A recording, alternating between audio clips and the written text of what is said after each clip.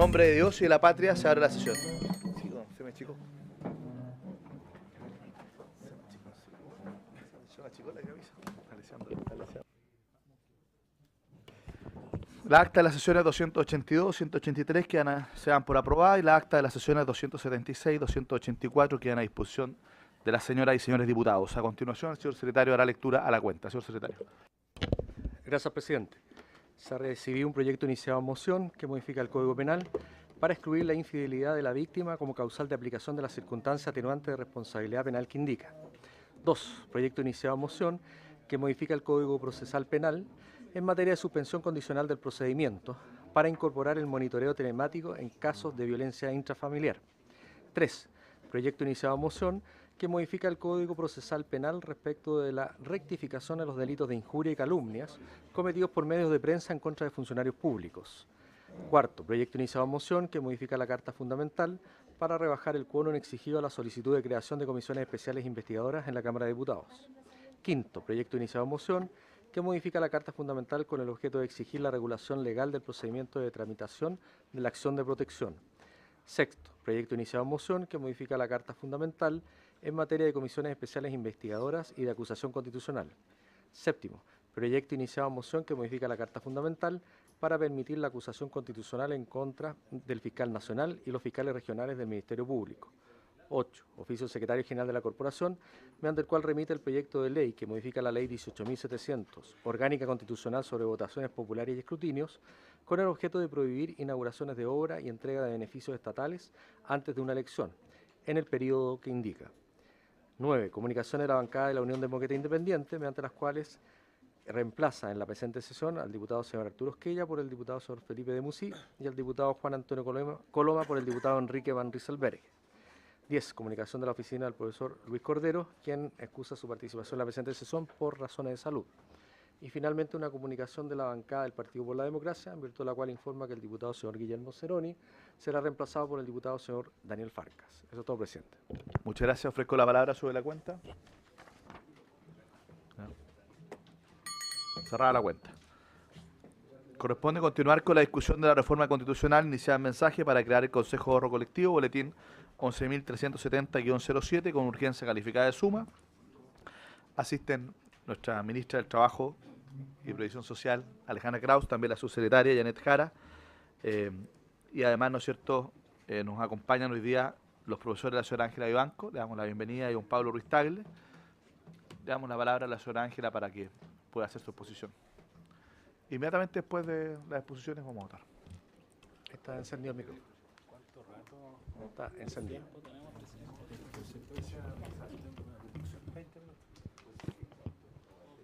¿Se escucha? ¿Sí? No hay límite de tiempo, pero siempre es del orden de los 15 a 20 minutos. Bueno, en primer lugar, muy buenas tardes, señor presidente, a usted y a los señores miembros de la comisión. Agradecerles la invitación y saludar también a la señora ministra, señora subsecretaria. Bueno, la verdad es que quisiera, como una prevención, decir que resulta un poco incompleto exponer sobre este tema, dado que hay una separación entre los proyectos y, en consecuencia, lo que corresponde ver aquí es el proyecto de reforma constitucional, pero hay otros aspectos importantes que están cubiertos en proyectos de ley. Y, en consecuencia, voy a aludir a esos proyectos de ley en la medida que sea necesario y procurar centrarnos en el que está hoy presentado acá, sin perjuicio que el tema de la reforma previsional es un tema bastante más amplio y complejo que solamente este proyecto que hoy nos ocupa. Bueno, en primer lugar, creo que es importante, señor presidente, destacar cuáles son los fundamentos que se dan en el mensaje. ¿Y por qué digo que resulta importante destacar los fundamentos? Porque no es común o no es habitual que la creación de nuevos órganos dedicados a determinadas tareas, incluso tratándose de órganos autónomos, como es el caso, se haga por la vía de una reforma constitucional y se introduzcan en la Constitución, sino que más bien lo que se suele hacer es introducir estos órganos autónomos a través de leyes. Y en consecuencia es novedoso, distinto que se haya hecho esto por la vía de la reforma constitucional. Entonces, ¿cuáles son los grandes fundamentos que se han dado al efecto para introducir en la Constitución este Consejo de Ahorro Colectivo, ¿no? Y aquí se hace énfasis en 4 aspectos que el Ejecutivo estima los más destacables para efectos de considerar la necesidad de introducir este órgano y hacerlo no solo con autonomía legal, sino que con autonomía constitucional. Y se habla de la búsqueda específica tanto de independencia como de eficiencia, transparencia y probidad, tema sobre el cual se vuelve a repetir en otras partes del proyecto, e incluso se dice que se ha tomado como ejemplo o como modelo la autonomía de la cual goza tanto el Banco Central como la Contraloría General de la República, que si bien son organismos que originalmente fueron creados en leyes, luego fueron introducidos en la Constitución, dada, por cierto, la gran importancia que esos organismos tienen. Se dice, además, que el modelo de autonomía constitucional se caracteriza por sustraer al órgano de cualquier vínculo de jerarquía, tutela o supervigilancia respecto del presidente o presidenta de la República, y se le sujeta exclusivamente a aquello que determinen la Constitución y las leyes, dándole entonces u otorgándole una autodeterminación tanto administrativa como funcional. Y se le abstrae entonces al órgano de cualquier dependencia de la administración y además se le entrega, según dice el proyecto, una mayor flexibilidad para operar propia de aquellos órganos que tienen un reconocimiento expreso en la Constitución. Entonces, de ese punto de vista, el primer enfoque que a mí me gustaría hacer respecto de este proyecto es responder la pregunta de si se requería realmente una reforma constitucional o esto pudo haberse hecho por la vía simplemente legal. Y sobre esto me gustaría hacer, señor presidente, un distingo. En primer término, del punto de vista de aquellas características con que se busca dotar al órgano, es decir, que sea un órgano independiente, que goce la debida autonomía funcional y también de la autonomía necesaria en lo orgánico, que tenga independencia, transparencia, ¿cierto?, que se acuda al criterio de la probidad, etcétera, todos esos criterios son perfectamente abordables desde el punto de vista de una reforma legal. O sea, esto pudo haberse satisfecho desde el punto de vista de una reforma legal. Pero, sin embargo, hay un aspecto distinto que no tiene que ver con los fundamentos que se dan en el proyecto como aquellos que justifican o demandan que esto sea por la vía de una reforma constitucional y que tiene que ver con la diferencia o cambio sustancial que se introduce tanto a través de este proyecto como de las leyes que forman parte del todo de la reforma previsional en el sistema. Pues si nosotros consideramos cuál es el sistema previsional y qué es lo que está garantizado desde el punto de vista de la Constitución en las normas pertinentes, lo que está garantizado es que existan prestaciones desde el punto de vista previsional, que ellas puedan ser entregadas por organismos públicos y privados y que podrá establecerse cotizaciones obligatorias. Todo el sistema hasta ahora ha girado en torno a la idea de que las cotizaciones obligatorias forman parte del patrimonio de la persona, porque aquí se forma y se genera una cuenta de capitalización individual que es parte del patrimonio de una persona con la protección, por cierto, legal que esto tiene, protección que también se da a los fondos que administra este nuevo órgano, pero que en el fondo es una especie de ahorro forzoso que se establece desde el punto de vista normativo, destinado a que en definitiva la persona pueda gozar de los beneficios previsionales en el momento en que tenga que pensionarse por las distintas razones que se dan.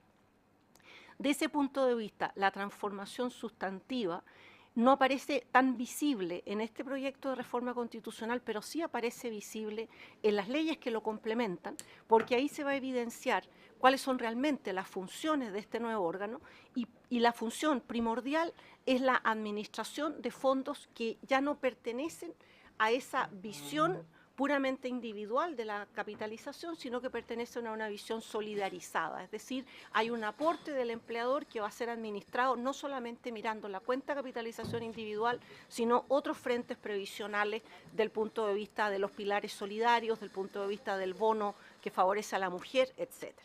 Entonces, de ese punto de vista, nosotros no consideramos que la necesidad estribaba del punto de vista de las características del órgano, porque esas se pudieron haber logrado desde el punto de vista puramente legal, pero sí hay una alusión constitucional de la normativa que ya existe, que sí nosotros estimamos que requiere una modificación dado este enfoque nuevo.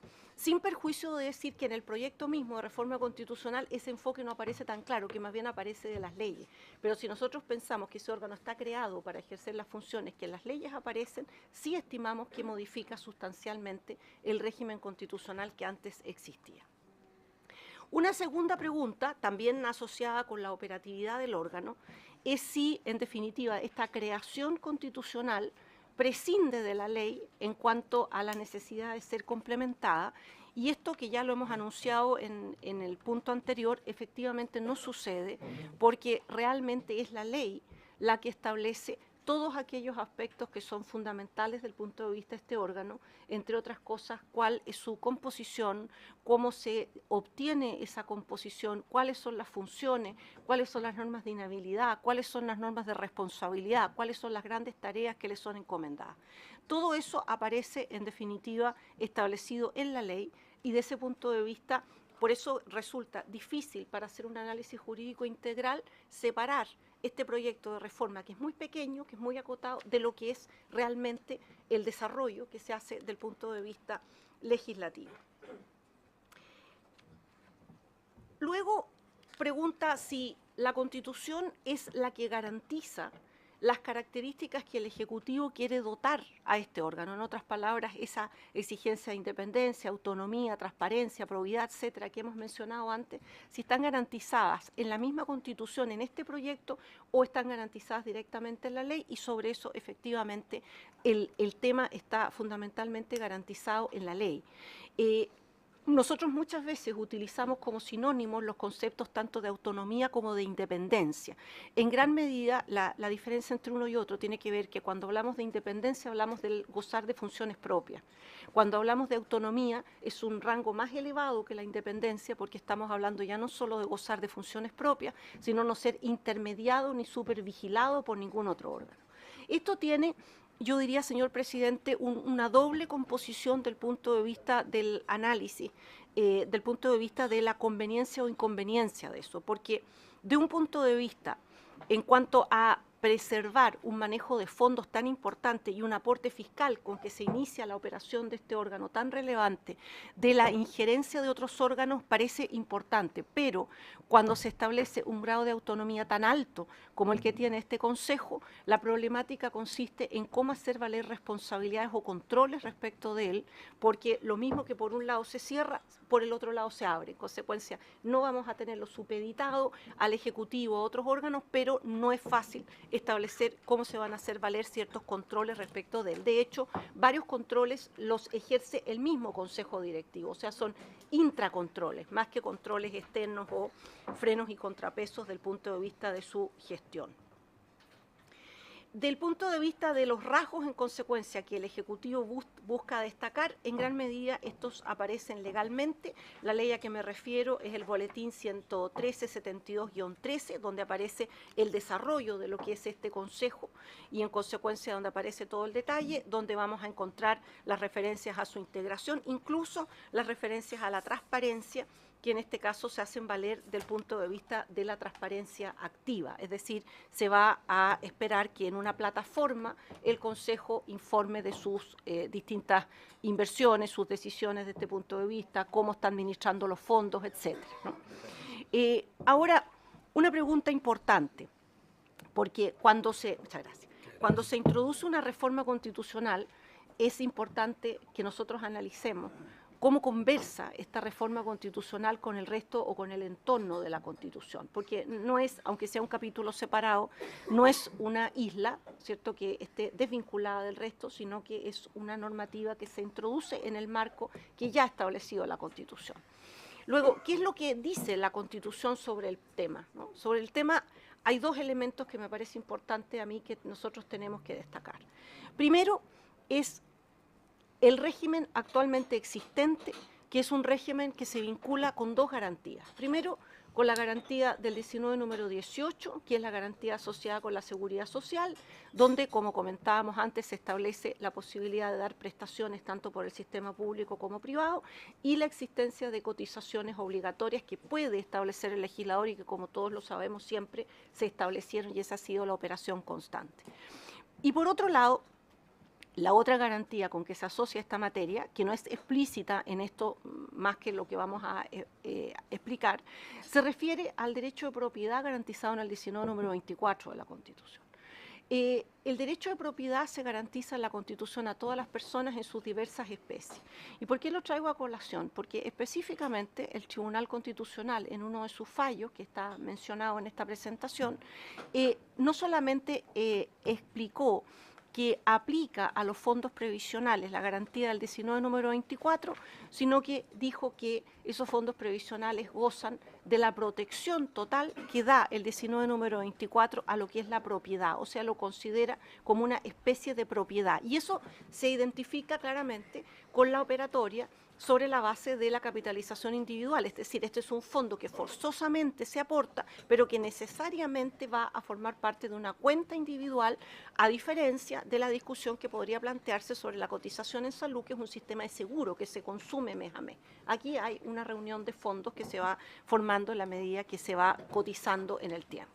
Consecuencia, si hasta ahora el sistema previsional ha sido un sistema en que se ha centrado en esta garantía bastante abierta de la Seguridad Social del 19 número 18 y en esta interpretación constitucional del 19 número 24, es importante decir que el sistema que se genera en su conjunto desde el punto de vista previsional, incluida la operación de este órgano, que va a ser un órgano administrador, que va a tomar decisiones de inversión, que va a asignar los fondos, o sea, un órgano que tiene amplias decisiones, evidentemente transforma y cambia ese régimen constitucional que antes existía. El silencio del proyecto sobre ese punto me parece a mí que es uno de los elementos a revisar, ¿no? Si se debió haber explicitado algo, porque el proyecto mismo solamente hace del punto de vista orgánico normativo, digámoslo así, tres cosas. Una, crea el órgano y establece un nuevo capítulo que se introduce y toma el lugar de gobierno y administración y corre gobierno y administración un capítulo atrás. Eso como primer punto. Segundo, dice que se reordenan los números de los capítulos.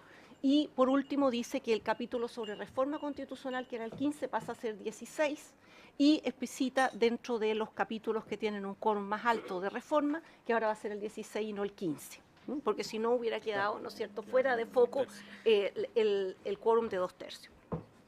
Ahora, ¿por qué mencionar este asunto? O sea, ¿por qué es importante decir que aquí hay un cambio drástico del punto de vista del sistema que ha habido hasta la fecha?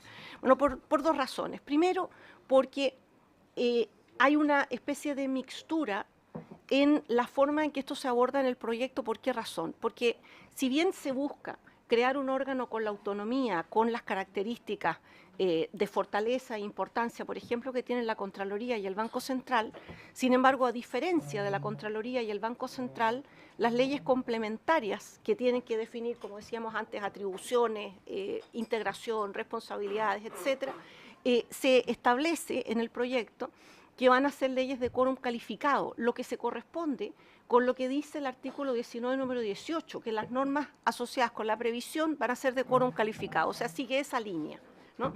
Pudiendo haber seguido una línea distinta, que es la misma que nosotros encontramos en el Banco Central y Contraloría, en el sentido de establecer que las normas complementarias han de ser leyes orgánicas constitucionales. Entonces se siguió la modalidad del 19, número 18, lo cual nos hace entender que si bien es un nuevo capítulo, comparte, ¿no es cierto?, la identidad del 19 número 18. Bueno, de ser así, de compartir esa identidad precisamente a propósito del tipo de leyes que se busca dictar y el quórum que éstas tienen, nosotros entendemos que el proyecto, aunque el grueso quede entregado a leyes complementarias, debió decir algo respecto del régimen constitucional que establece precisamente el 19 número 18, asociado con el 19 número 24, según explicamos. La ausencia de eso, el no decir nada, a nosotros nos parece que genera una especie de vacío, porque aquí era donde tenía que haberse hecho el ajuste constitucional. De lo contrario, los proyectos de ley en que viene el detalle quedan desajustados de ese marco constitucional y no encuentran, podríamos decir, un enlace adecuado. Me parece que ahí tendría que haber estado el enlace. Y ese enlace, es importante decirlo, sí que tiene que ser un enlace que tenga el quórum del capítulo 3 de la Constitución, porque se trata de normas que están contenidas dentro de las garantías constitucionales. O sea, si bien uno puede crear este órgano y establecerlo con un quórum común de reforma constitucional, sí la afectación o la transformación del régimen previsional en lo que a la Constitución respecta sí tuvo que ser introducido con normas que tuvieran quórum de modificación de garantías constitucionales, que es el capítulo 3. Y luego, en el momento en que se hace el reemplazo en el artículo 127 de la numeración de los capítulos que tienen quórum especial, esa norma también tiene que tener un quórum de 2/3 porque se está introduciendo en un capítulo que tiene quórum especial de 2/3 porque es el capítulo de la reforma constitucional. Entonces, esto para tenerlo a la vista, no del punto de vista de la forma, sino que del fondo. Y para terminar, señor presidente, algunos comentarios sobre los niveles de control que tiene este Consejo. Hay que tener claro que este es un consejo fundamentalmente encargado de administrar fondos. Fondos que además, ¿no es cierto?, tienen la especial peculiaridad de ser fondos solidarios que vienen o se busca que en su inversión y en su administración superen la problemática que hoy vivimos nosotros desde el punto de vista previsional. Entonces, de ese punto de vista, la consideración que se puede hacer sobre esto, que si bien no está dentro del proyecto, está fuera porque está en la ley, pero se llama al proyecto porque el Ejecutivo dice yo quiero que este sea un órgano que tenga especiales responsabilidades y controles, la verdad estimamos que no son los adecuados. ¿Por qué razones? En primer término, normalmente los órganos que tienen una gran autonomía y muy pocas posibilidades de controles que no sean los que señala la Constitución, indican la posibilidad de que sean acusados constitucionalmente sus miembros. No es este el caso, tampoco lo es del Banco Central. Pero ¿qué es lo que sucede desde el punto de vista de las restantes normativas que uno podría aplicar sobre este Consejo? En primer lugar, tampoco la Cámara de Diputados puede ejercer a su respecto fiscalización alguna, porque es un órgano constitucional y lo que corresponde a la Cámara de Diputados es ejercer la fiscalización de los actos de gobierno. Este no se puede considerar como un órgano que ejerza actos de gobierno. En consecuencia, la fiscalización propia en una materia tan importante como es la fiscalización que hace la Cámara no se va a poder ejercer en este caso. Por otra parte, la Contraloría tampoco puede ejercer su rol fiscalizador en materia de ley de lobby y declaración de patrimonio o intereses, porque esa fiscalización se hace internamente, es un control interno que realiza el propio Consejo Directivo, no se puede realizar foráneamente. Y quizá más importante todavía, tampoco la Contraloría va a poder ejercer ningún tipo de control sobre los actos administrativos que este Consejo realice en cuanto a sus decisiones de inversión, etcétera, porque este Consejo lo que hace es una rendición de cuentas frente a los ministros, es una modalidad especial, distinta, diferente, y no va a poder, desde este punto de vista, intervenir la Contraloría, precisamente porque se le ha dotado de esta autonomía constitucional. Y por último, si bien este órgano está sometido a las reglas de transparencia activa, como explicábamos antes, no así está sometido a las reglas de transparencia pasiva. En consecuencia, si alguien requiere información de este órgano y este órgano se niega por las razones que sean, ¿no?, que podrían ser perfectamente válidas, tampoco el Consejo para la Transparencia va a poder intervenir, ¿no? Entonces, la transparencia queda a mitad de camino porque se da esta obligación de tener en su plataforma información, pero no se le puede, podríamos decir, intervenir del punto de vista de la información pública, que en una materia como esta es especialmente importante. Consecuencia, para dar por terminada mi intervención, señor presidente, en síntesis. Primeramente, los fundamentos que se han dado respecto de la necesidad de constitucionalización del proyecto nos parece que se cumplen perfectamente por la vía legal y que no son esos los fundamentos más importantes, sino la profunda transformación en el sistema previsional que se introduce a través de este proyecto y de las leyes que lo complementan, ¿no?, y que queda un poco diseminado por lo que acabamos de explicar, pero el sentido de la creación de este órgano es la que estamos explicando y no otra. Del punto de vista de la afectación de derechos fundamentales, creemos importante que exista algún precepto, ya que estamos trabajando en una reforma constitucional, que se haga cargo de ese cambio radical, particularmente asociado con el 19 número 18, que es la garantía asociada con la seguridad social.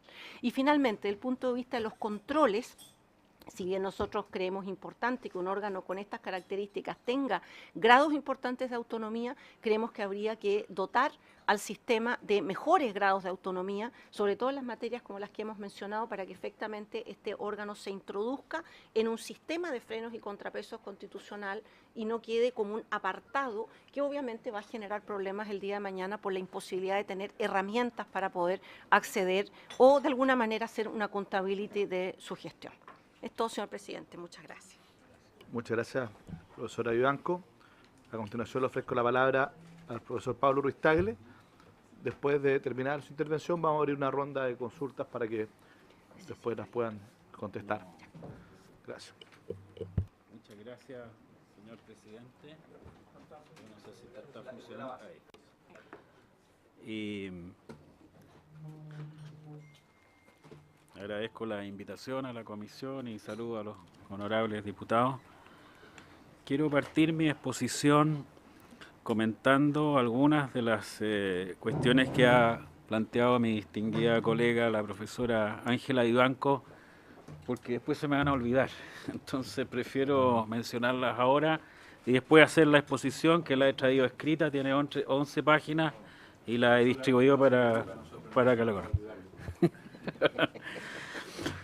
Bueno, lo primero es una fundamentación que es de orden genérico, pero que no es, digamos, menor, es que si se pretende crear un órgano con autonomía, la verdad es que la regla de oro del derecho público nos limita si tratamos de hacerlo de una manera que sea simplemente legal, y la independencia y la autonomía en el nivel máximo de, digamos, su expresión, ciertamente que está a nivel constitucional. Así que ahí hay un argumento que quizás es muy general, pero que creo que vale la pena no olvidar, porque el objetivo del proyecto es claramente eso, y todos sabemos que los poderes públicos actúan según lo que la Constitución y las leyes disponen, y no puede haber entonces una objeción constitucional que nos salga a mitad de camino. Segundo, la interpretación que ha hecho la distinguida profesora Vivanco de que la cotización simplemente es propiedad de los trabajadores, cuestión que es verdad, se plantea en el voto de mayoría del fallo del Tribunal Constitucional número 334 y en algunas otras opiniones de profesores.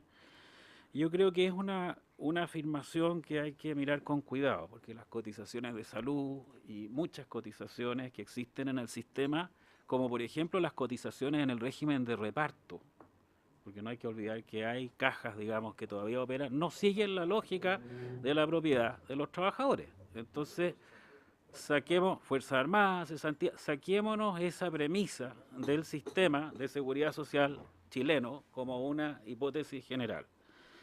Tercero, no se trata en el proyecto que se ha presentado de un enfoque nuevo en materia de seguridad social. La verdad es que la estructura institucional y sustantiva de seguridad social en Chile es un sistema mixto, donde hay un componente privado y un componente público. No es un sistema enteramente privado.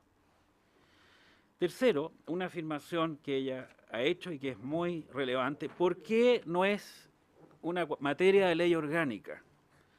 Y yo daría una razón, no es la única razón, pero es la que se me ocurre aquí, profesora Vivanco, es que los órganos autónomos en general en la Constitución son órganos de control.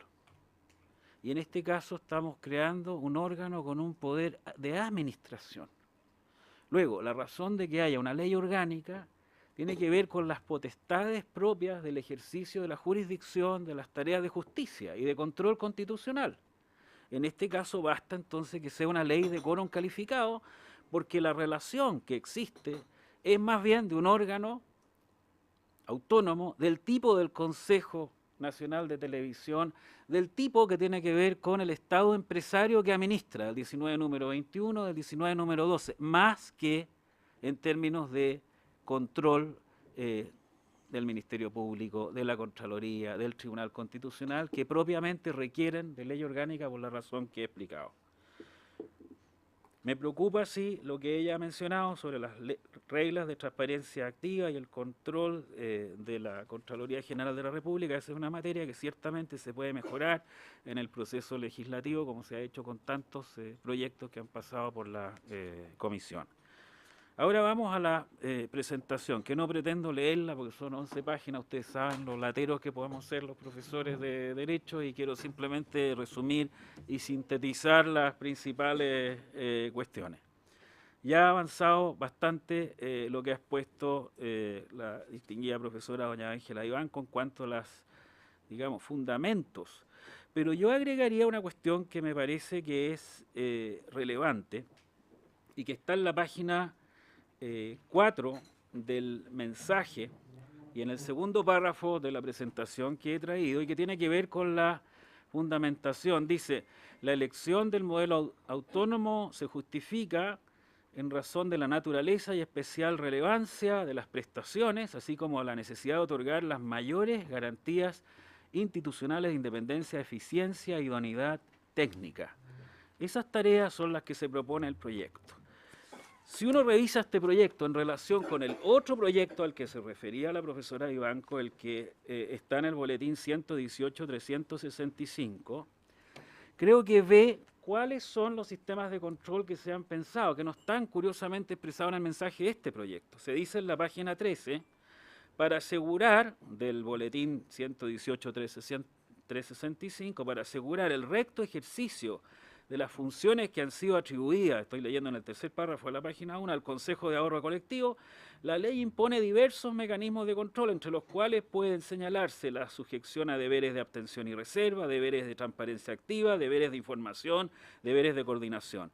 También se le impone la obligación de presentar anualmente una memoria, estados financieros auditados de su patrimonio del o de los fondos del sistema ante los Ministerios de Hacienda, del Trabajo y Previsión, y ojo, a las comisiones de Hacienda, Trabajo y Seguridad Social de la Honorable Cámara de Diputados.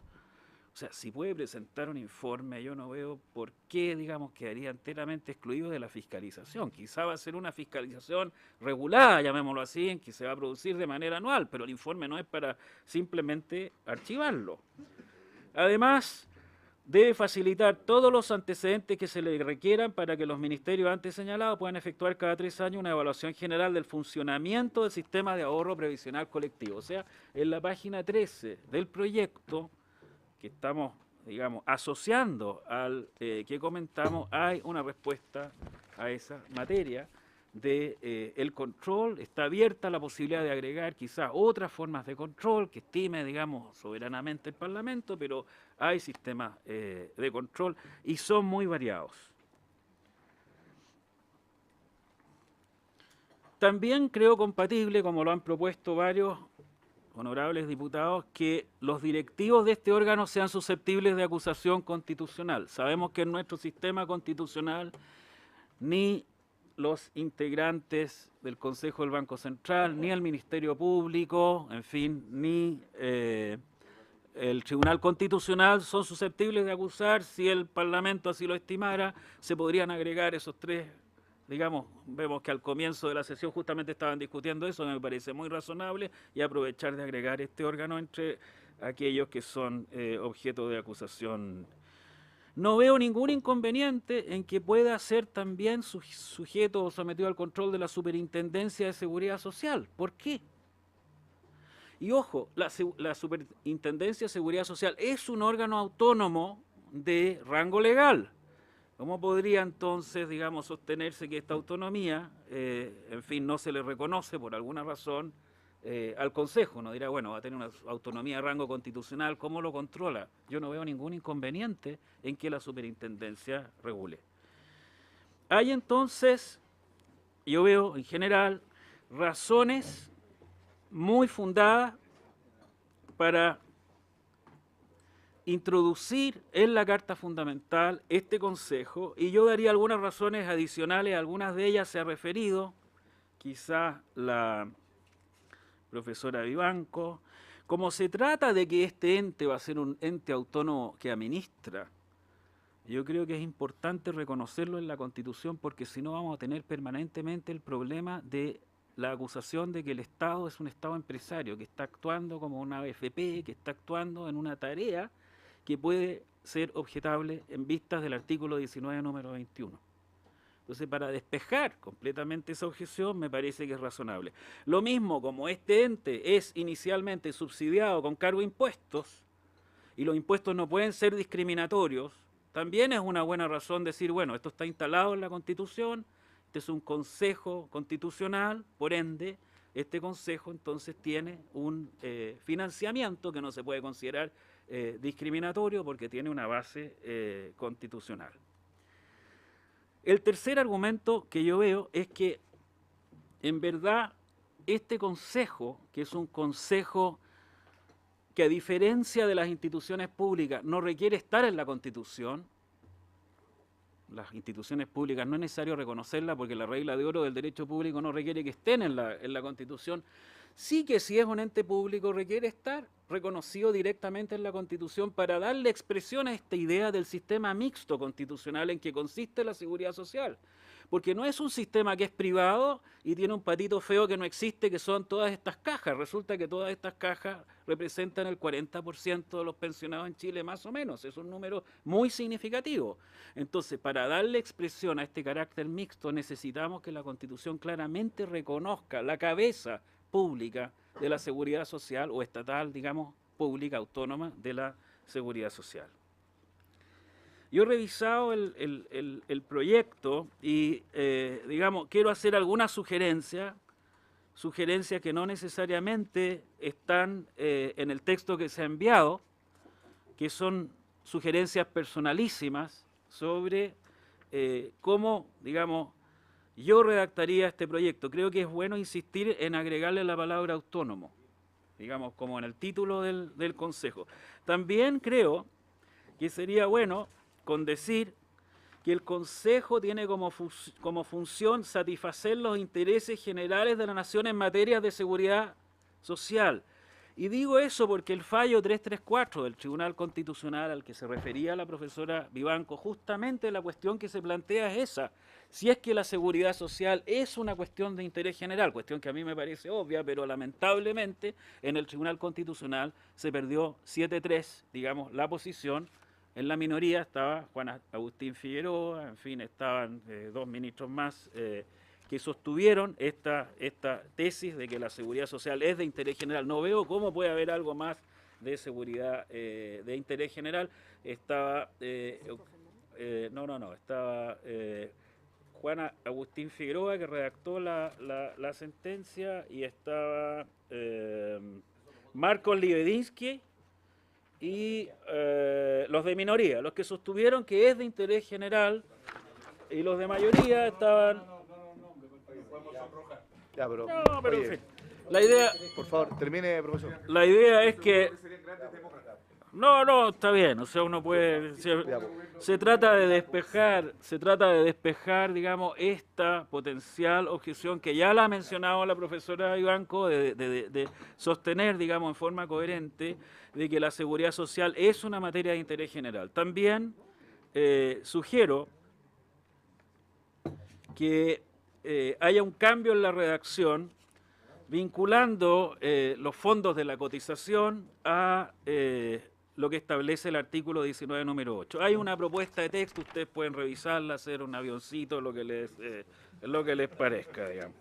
Ahora, el punto que es más extenso, el punto que es más extenso del informe que he traído tiene que ver con la forma en que he podido, digamos, darme a mí mismo, y quizás les sirve a ustedes, una explicación sobre cómo está formado el sistema de seguridad social chileno para que entendamos cómo se insertaría esta institución autónoma en ese contexto.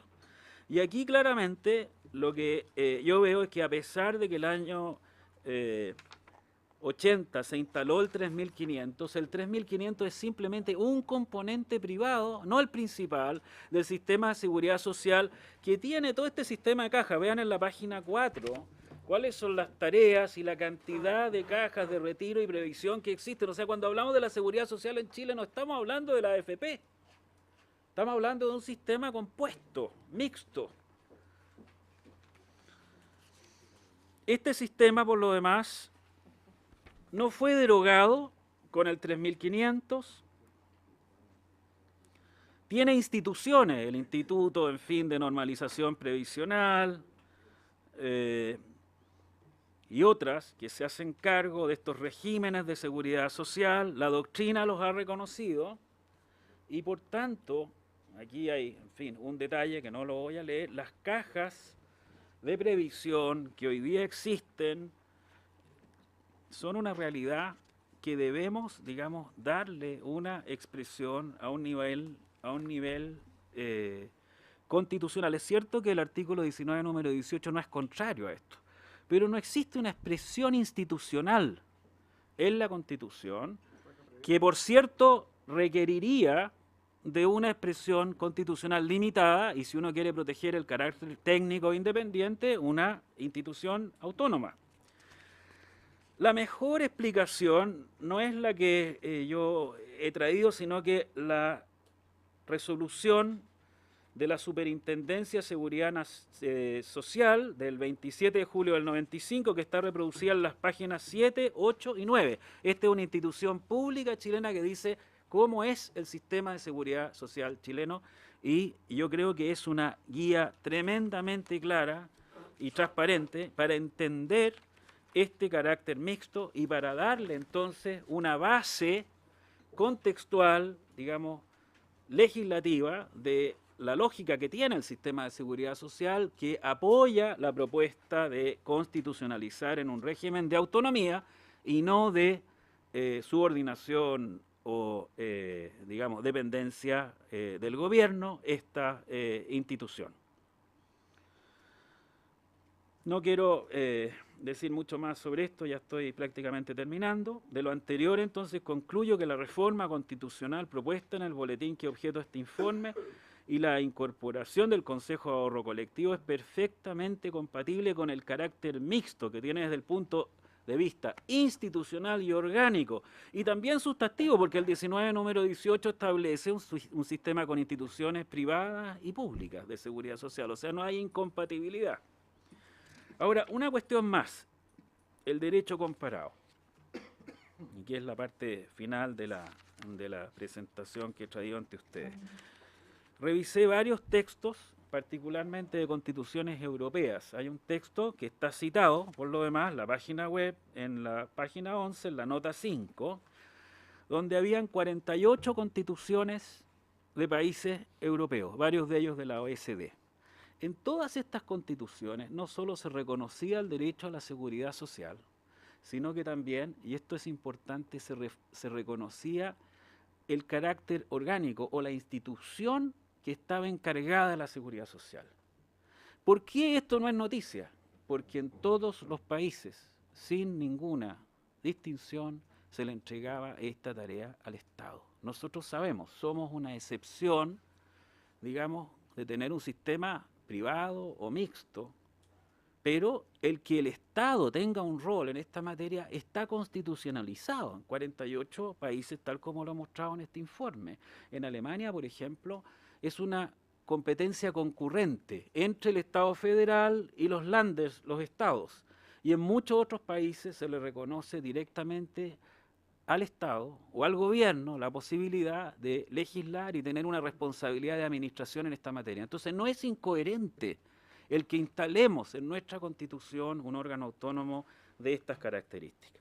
Para terminar, entonces, señor presidente, mi opinión es que el proyecto que es objeto de este informe está bien fundamentado desde el punto de vista de la Constitución chilena, es compatible y expresa la realidad institucional del sistema de seguridad social actualmente existente en nuestro país, que se constituye en Chile como un sistema mixto.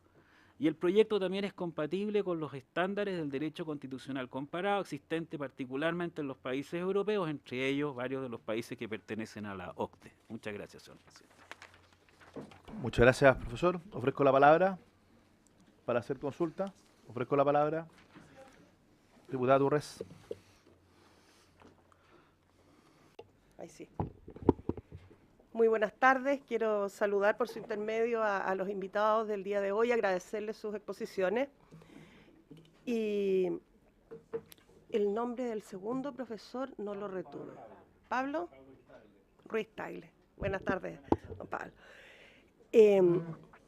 A ver, en primer lugar, yo creo que todos sabemos que nuestro sistema es un sistema mixto, entonces yo lo que entiendo es que cuando la profesora Vivanco se refiere al derecho de propiedad que puede existir sobre las cotizaciones previsionales, obviamente se está refiriendo al sistema privado dentro de nuestro sistema, es decir, aquellas cotizaciones que están en las AFP. No creo que en ningún caso se refiera a aquello que está en el sistema público, y sabemos que las reglas son absolutamente distintas. Entonces, no sé, no veo que haya ahí ningún problema. Pero me queda una gran duda respecto de lo que usted señala, existiendo o subsistiendo ambos sistemas. ¿Usted sabe o tiene alguna idea de qué forma porcentualmente se reparten estos sistemas? ¿Cuánto tenemos en el sistema público y cuántos tenemos en el sistema privado? A mí lo que me hace mucho ruido de esto es que a personas que están en un sistema privado hoy día, parte de esas cotizaciones, de lo que viene ahora de este aumento, quieren ser traspasadas a un sistema público y a un sistema de reparto. Entonces, eso indudablemente que es una fórmula extraña. Y si mal no recuerdo de la exposición que hacía el ex ministro de Hacienda, porque esa fue cuando vino a exponer acá, creo que fue la última vez que estuvo aquí en el Congreso, se señalaba también de que durante los primeros años la otra parte de estas cotizaciones también irían a este sistema de reparto para poder mejorar las pensiones. De esta forma, no sé, se ve como casi una expropiación de esas cotizaciones que deberían ser de los trabajadores para efectos de poder. O sea, si aquí el objetivo es mejorar las pensiones a futuro, me parece que, en mi opinión, que permaneciendo estas bajo la administración de una AFP, pero siendo de propiedad de los trabajadores, se garantiza de mejor forma una real mejora en las pensiones a futuro. Yo no sé si ha hecho como algún cálculo o algo así respecto en relación al objetivo del proyecto, que es mejorar las pensiones, que no vayamos a estar, en el fondo, mejorando en algo lo que se puede hoy día estos primeros años, pero que a futuro esto simplemente no atendía la mayor vida, la mayor expectativa de vida que están teniendo los chilenos y la baja en la natalidad, que sin duda eso significa a la larga que va a haber menos para repartir también. Gracias.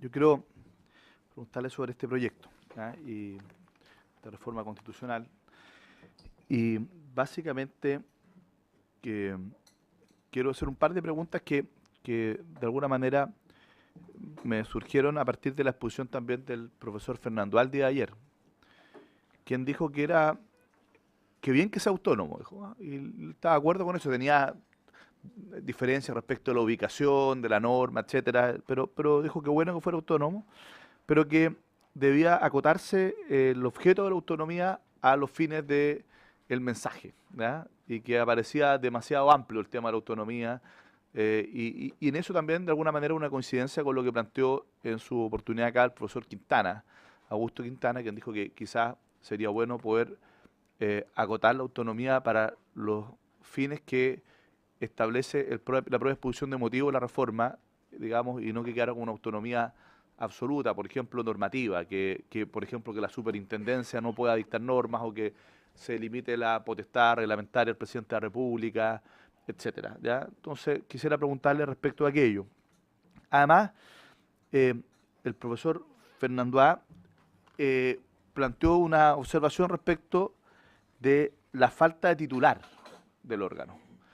Y cuando uno revisa las autonomías constitucionales, en general, tienen titular, salvo el Banco Central, que es una excepción, que no está establecido el titular en la Constitución, pero sí lo tiene el Ministerio Público, como se nombra, incluso la Contraloría, el CERVEL, incluso el TRICEL. Se establecen las causales, incluso y la forma de nombramiento, quién es el titular, cuál es la forma de nombramiento, incluso algunas causales para remoción.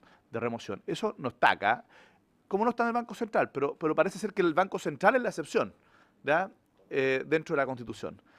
Entonces, mi pregunta es si es aconsejable o no incorporar al titular del órgano en la Constitución y también en términos generales la remoción. Probablemente las causales específicas tengan que estar en la ley orgánica, ¿no es cierto? Pero sí establecer cierto procedimiento a lo mejor de remoción, para que exista algún tipo de control, ¿ya?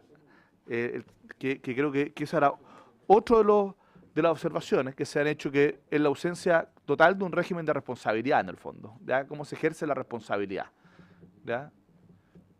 Eso no está establecido, pero si a lo mejor dejamos al menos enunciado el régimen de responsabilidad en la Constitución para que la propia ley orgánica lo pueda desarrollar de mejor manera, se salva y conversa de mejor forma el proyecto de reforma constitucional con el proyecto de ley orgánica, ¿ya? No sé, esos 3 puntos yo quería planteárselo. Y uno que tiene que ver más con algo sustantivo, ¿ya? Y me gustaría preguntar sobre ambos profesores, porque aquí varios han ido en la lógica que planteó la profesora Vivanco, decir, mire, en realidad aquí lo que se busca es incorporar el concepto solidario y por lo tanto, más bien por esta vía de crear un nuevo capítulo, lo que se está tratando de hacer es modificar normas del 19 número 18, ¿ya? Y que se hace de esta forma para dar de saltarse el quórum, de alguna manera, que tiene el 19 número 18, de 2/3. Entonces, mi pregunta es, ¿qué cosa del 19 número 18 es incompatible con lo que establece este proyecto? Porque yo leo el 19 número 18 y a mí me parece que el 19 número 18, tal como está, sin cambiarle una coma, es perfectamente compatible con lo que establece este proyecto que crea este nuevo capítulo y que establece el órgano, ¿ya? Administrador, el Consejo Administrador el Consejo de Ahorro Colectivo. Claro, a lo mejor podría haber sido técnica legislativa haber modificado el 19 número 18 e incorporarlo ahí. Pero si es que hubiese resultado necesario hacerlo para el objeto del Consejo de Ahorro Colectivo, a mí me parece que no hay nada en el 19 número 18 que sea contrario, ¿ya? E incompatible con lo que se plantea en este proyecto de reforma constitucional. Entonces me gustaría más bien para la profesora Vivanco que me fundamentara en qué son incompatibles, en qué esto de alguna manera estaría infringiendo el 19 número 18, ¿ya? Y a lo mejor el profesor Ruiz Tagle, si quiere pronunciar sobre el tema también, me gustaría. Profesor, diputado Monquet, perdón. No, oiga, ojalá que junto con usted no. puede ser. Oiga. Podemos compartir cátedra.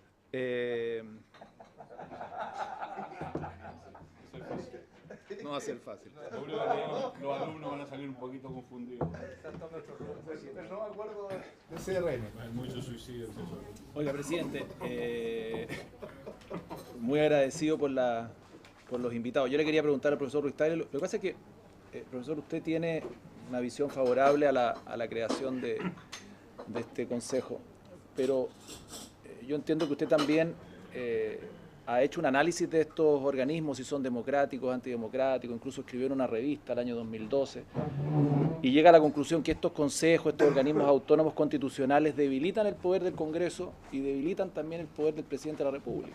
Incluso usted habla de Teatino 120 en relación a una tesis de que tendría un poder incluso superior al presidente de la República y que estos consejos efectivamente contramayoritarios van en esa línea.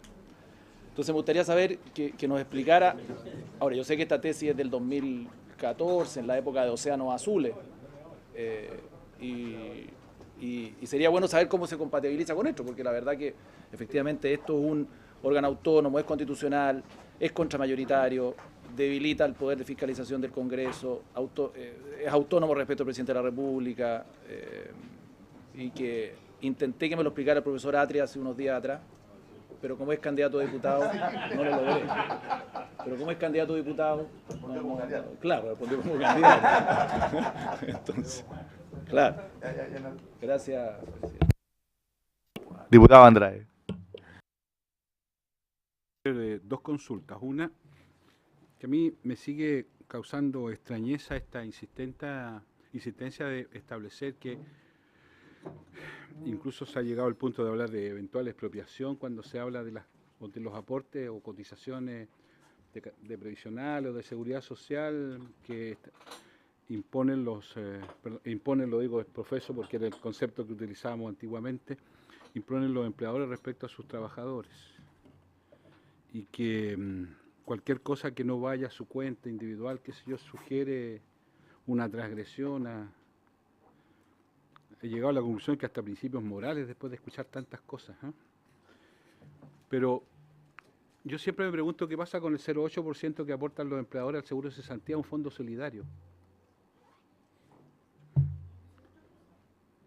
¿Por qué es un fondo solidario? Está vinculado con la seguridad social ante la situación de desempleo. No sé qué tan otra cosa es eso, porque se hace cargo de una contingencia social. En este caso será la jubilación, en otro caso será el desempleo. Yo entiendo que son parte del mismo entramado, salvo que ya estemos en un mundo tan raro que son cosas distintas. Pero son un fondo solidario, una parte de ese aporte también va a un fondo individual, a una cuenta individual. Fíjese que el diseño conceptual es exactamente el mismo. En el caso del, incluso más, estoy hablando de los trabajadores con contrato, los por obra y faena, el 3% del aporte del empleador. Y también va a un fondo solidario que no ocupan los trabajadores directamente vinculados con ese empleador a propósito de la contingencia de la cesantía. Lo ocupan otros que no han logrado capitalizar lo suficiente para enfrentar las cuotas que está establecido en el etcétera, etcétera. Entonces, pareciera ser que esto es parte de otro mundo, que no tiene que ver con esto otro. Entonces, quisiera, si pudieran darme alguna opinión al respecto. Y lo segundo, a mí me sigue dando mucha vuelta esto de las autonomías, pero desde un enfoque distinto. Porque yo puedo entender la autonomía en los órganos fiscalizadores o de control, porque claro, sugieren, yo debo ser de los pocos que todavía no se ha comprado este cuento de los gobiernos de turno, porque pareciera ser que todos lo hacen turno, menos el que habla. ¿Se da cuenta? El gobierno de turno, los actos de turno, como si nosotros no estuviéramos haciendo un turno, porque el turno es igual, dura al mismo tiempo incluso. Pero está bien, así son las cosas. Pero ¿sabe lo que me produce? Incluso, le reitero, entendiendo, a mí me gustaría que me pudieran explayar un poco más esto de los márgenes de esa autonomía. ¿Sabe por qué? Porque el otro día escuchaba una interesantísima locución respecto de la autonomía de la Universidad de Chile. Y yo después pensaba que en la Chile hay 5.000 trabajadores honorarios. Y pareciera ser que no se los puede fiscalizar porque no ve que son un órgano autónomo. Y pensaba que en la Contraloría no hay carrera funcionaria y tampoco la Dirección del Trabajo puede incorporarse porque es un órgano autónomo. ¿Y qué decir en el Ministerio Público? Y puedo seguir nombrando conspicuos instituciones del Estado en donde no hay derechos de sus trabajadores. Entonces, perdóneme, esto es parte del sesgo de cada uno tiene su historia, yo soy más bien de barrio obrero, entonces tengo este problema. Pero, ¿hasta dónde es el límite de la autonomía? ¿Qué sí, que no? Porque con franqueza, y a mí cada vez me está provocando más preocupación esto, cuando se dice, esto es como, usted sabe que ahora, perdone, yo siempre me aprovecho estas oportunidades usted sabe que ahora hay una nueva cofradía, la cofradía del crecimiento. Hay adoradores del crecimiento, hay una secta y quieren hacer una marcha. El crecimiento sí, otro no. Sí, ahí tiene mucho. Yo estoy por la música. Yo estoy más bien por ponerle música al crecimiento. Perdone que lo diga así. Algunos le pondrán culchún, otros ya. No estoy por ponerle música. Charanguito y exacto. Me va a acompañar Monkey en eso, que también le gusta la música, si es hacerle eso. Pero reitero, esta cosa de que la autonomía, vamos a terminar en la Constitución con una cantidad de órganos autónomos. ¿Ya? Entonces va a ser la Constitución de los órganos autónomos esto. Va para allá. Entonces, ahora claro, sería una frescura decir, como estamos en esta lógica, este sí, este no y lo otro no importa. No nos hacemos cargo de todo, porque si no ya conozco esta cuenta. Pero me gustaría, profesores, que me pudieran ampliar un poquito o cuáles son los límites, hasta dónde llega este cuento. Gracias. Muchas gracias. Profesor Ruiz Tagle, y después la profesora Iván.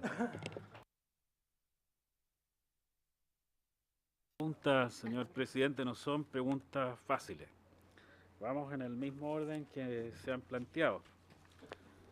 La diputado Turbes me ha preguntado cuál es el porcentaje público-privado. Yo la verdad no tengo idea, pero tengo aquí al lado a la subsecretaria, le pregunté, ella me sopló. 64% están en las AFP y compañía de seguro, 36% en el sistema antiguo. Entonces no es despreciable, el sistema es verdaderamente mixto, no es una cosa anecdotaria, digamos. Segundo, que se van a pasar al sistema público, que van a elegir el sistema público. ¿Y qué problema hay con eso? La dictadura impuso la obligación de no poderse cambiar y nos obligó a todos a partir de cierta fecha de inscribirnos obligatoriamente en el sistema del señor Piñera, José Piñera. Si creemos en la libertad, el hermanísimo, si creemos en la libertad, bueno, aceptemos la libertad también de que haya personas que preferimos trabajar y pensionarnos en lo público. Yo soy funcionario público de la Universidad de Chile con varias dificultades, no es fácil serlo, pero, digamos, aceptemos la libertad y sus consecuencias. No veo en esta reforma constitucional un riesgo, sino que justamente se están introduciendo garantías para que no haya abuso en esa materia en el órgano que va a estar a cargo y responsable de esta importante cuestión, este manejo de los fondos. Señor presidente, usted ha preguntado cuál es el objeto de esta autonomía. Y aquí parece haber una definición muy clara sobre una autonomía en materia administrativa, señor presidente. Pero también parece haber una autonomía en materia normativa interna, para ser franco. Y podría haberla también en materia de contratación de personal.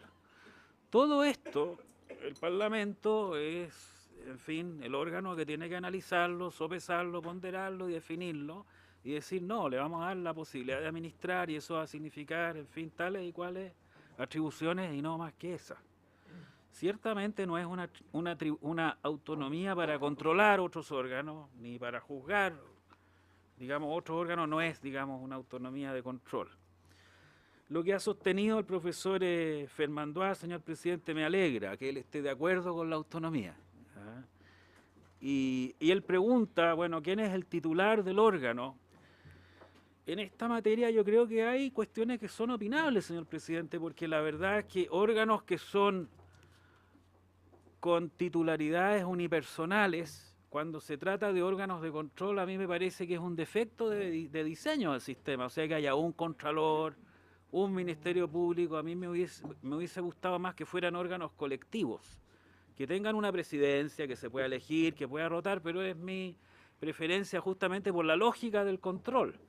Ahora, que se designe en la reforma constitucional el sistema de nombramiento y de remoción de manera general, me parece correcto, señor presidente. Habría que quizás agregarle a la reforma constitucional propuesta, digamos, quién lo designa o en fin, en qué término, y ojalá hubiese, y también la causal de remoción, y en todo caso agregar la acusación constitucional,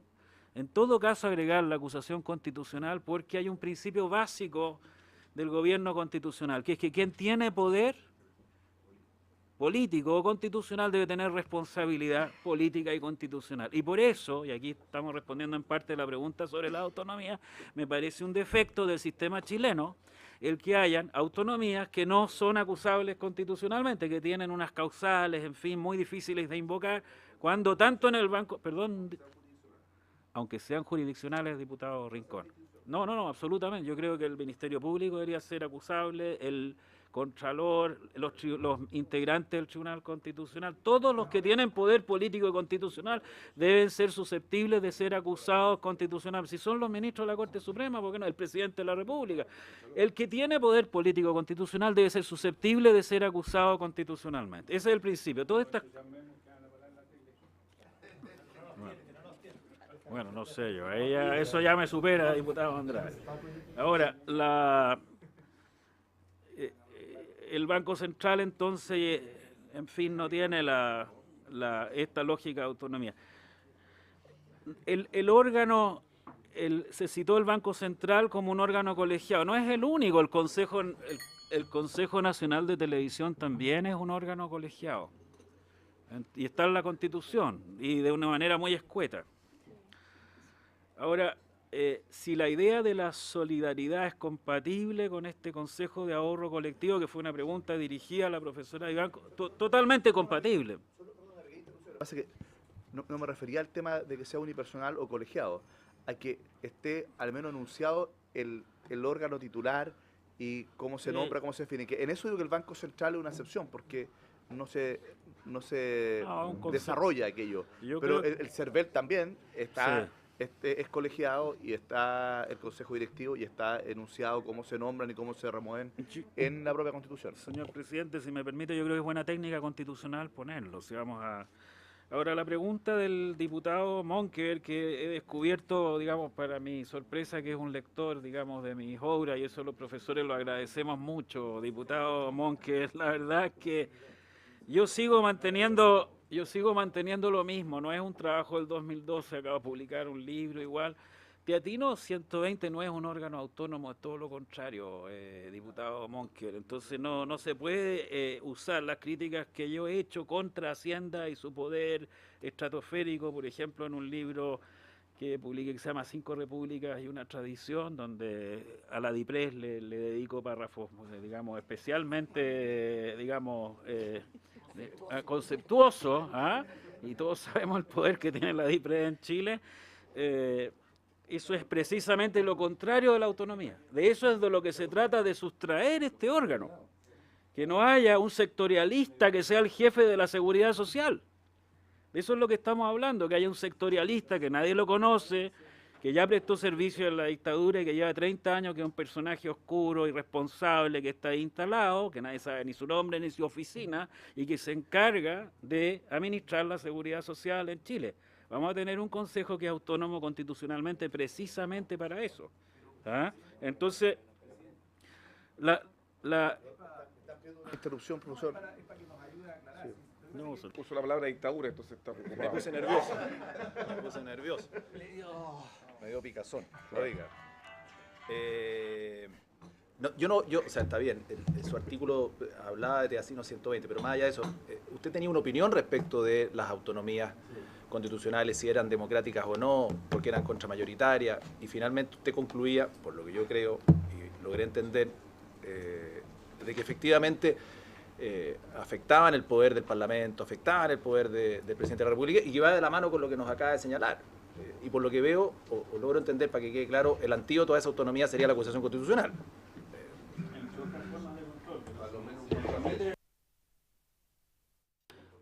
La idea de las autonomías, la verdad es que si uno le muestra el índice de la Constitución, digamos a un cónsul de una embajada extranjera, inmediatamente le va a llamar la atención que tiene, desde el punto de vista de los poderes, el poder ejecutivo, el gobierno, el poder legislativo y el judicial. Y después vienen unos agregados raros, Consejo de Seguridad Nacional, la Contraloría, Tribunal.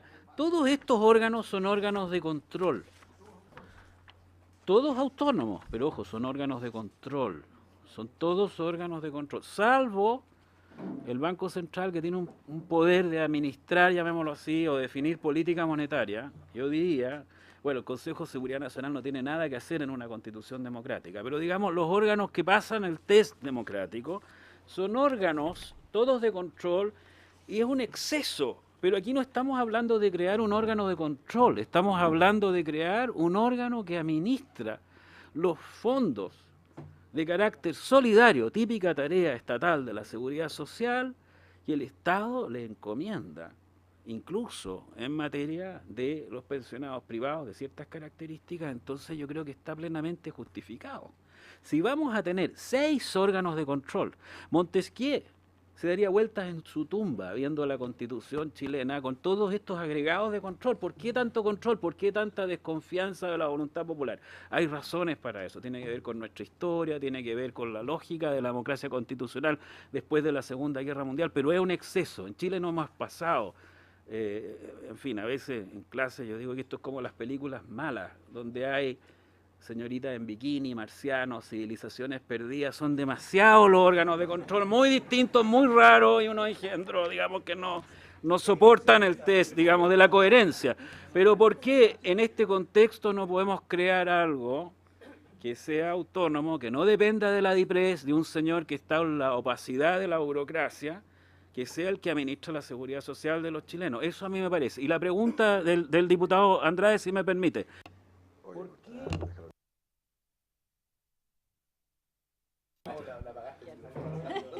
¿Por qué el Parlamento? El Parlamento, la verdad es que el Parlamento también es un lugar donde pueden existir, digamos, influencias políticas indebidas, y las hubo en el sistema de cajas anterior, hay que decirlo, y entonces el gobierno ha hecho, a mi juicio, lo que es correcto, que es decir, nos vamos a poner rojos una vez, que es que le vamos a dar autonomía a este Consejo.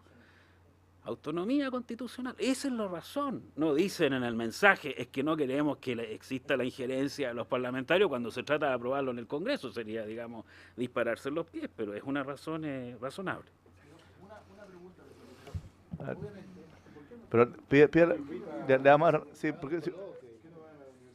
le vamos a dar la última interrupción porque después tiene que responder la profesora Ivanco también.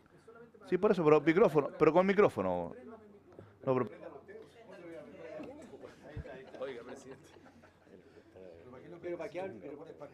Sí, no, Oiga, presidente, no, si es muy corto, pero no. Mire, si el tema es específico, es para lograr entender su intervención, porque está bien, con eso explica que los órganos autónomos a usted no le gustan, pero en este caso sí se justifica. Pero se justifica en la medida que tenga un rol bastante más amplio que el que establece esta reforma constitucional, porque usted aquí nos propone una alternativa, que es una modificación incluso que viene escrita, que señala que este Consejo autónomo, le agrega a usted, tenga por objeto además defender o preocuparse o velar por los intereses generales de la nación, que dice relación con la seguridad social.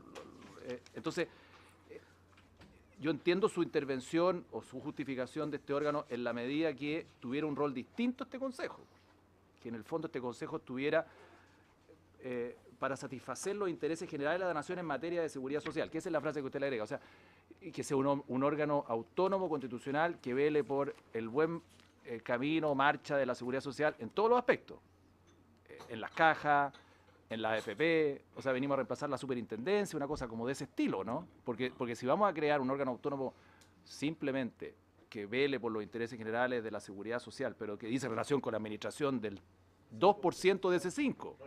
Ya, pero el 5 goza también de autonomía o de protección propia porque es el derecho de propiedad que está en el artículo 19. Está bien, el buen manejo de los recursos, está bien, pero yo entiendo que usted lo está planteando como una lógica de Contraloría para todo el sistema de pensiones en Chile, No. o se justificaría abocado exclusivamente para ese 5%, eso es.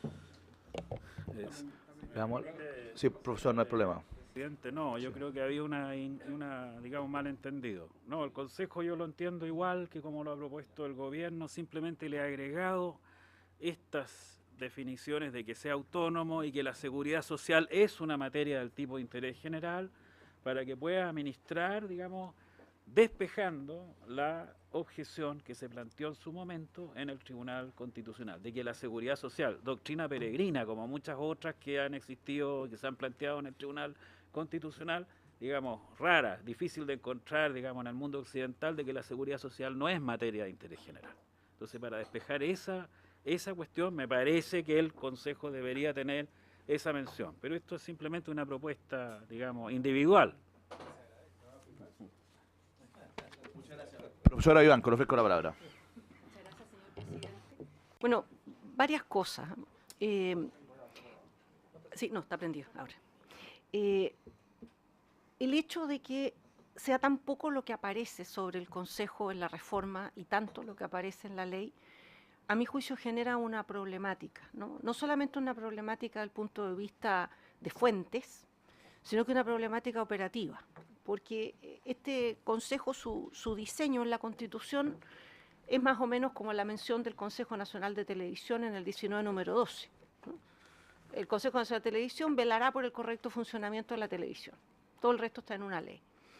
Entonces, evidentemente que la definición de cuán autónomo y a qué grandes principios sirve tendría que estar en la Constitución y no estar en una ley, porque el decir es autónomo, pero que realmente la medida de la autonomía está establecida en la ley y que en consecuencia se pueda cambiar el día de mañana la medida de la autonomía, resta la autonomía constitucional que se pretende, pues la autonomía constitucional se tiene como órgano establecido en la Constitución y no depende de los cambios legales. En consecuencia, la autonomía del Banco Central no se afecta por cambiar la ley orgánica, o la de la Contraloría no se afecta por cambiar la ley de Contraloría.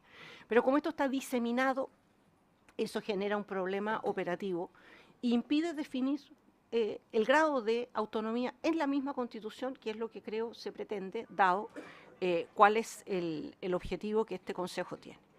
Ahora, en segundo lugar, para hacer esa definición, a mí me parece, porque aquí podría establecerse cualquier normativa que podría ser tan extrema como decir esto va a ser una autonomía tan importante como la de la Contraloría o una autonomía muy inferior como la del servicio electoral, por ejemplo.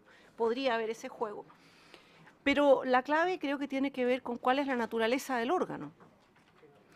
Y la verdad es que en las constituciones que mencionaba el profesor Ruiz Tagle, en que se establece un gran órgano previsional, tiene que ver con que la gran administración previsional también es pública. Y en consecuencia el órgano se condice con la naturaleza. Luego hay un órgano constitucionalmente establecido que es el gran administrador previsional.